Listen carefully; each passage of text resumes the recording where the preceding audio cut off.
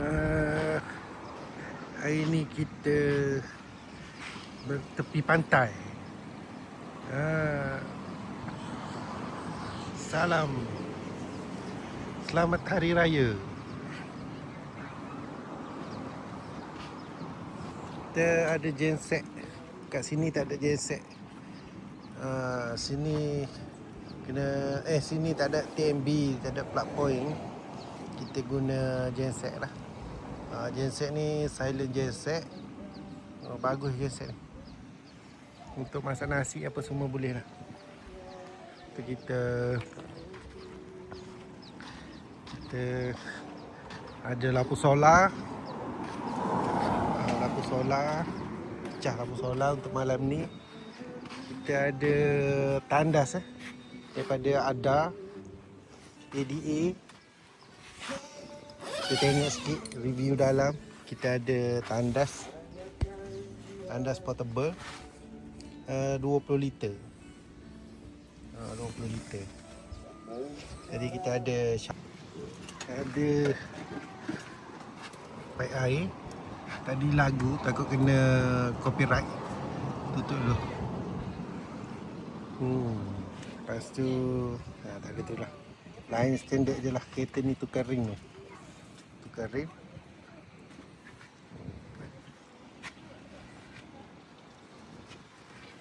Tengah masak. Dan kita ada juga power station daripada EcoFlow. Ni bagus ni.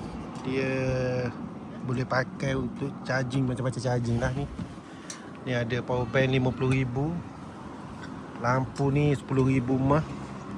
Yang ni 5,000 mah. Dah charge tu semua tu 5, 6. Charge. Lepas tu kita ada macam-macam lagi lah. Ada meja daripada Camp Guru.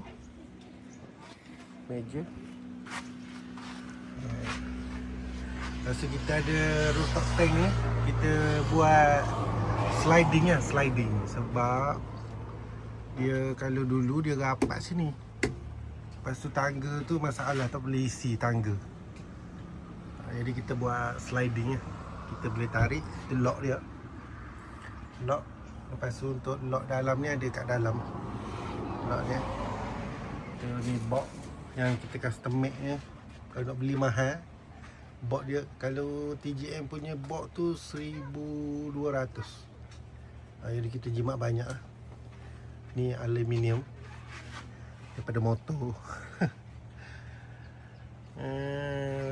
Lain-lain tak ada lah. Jadi pemandangan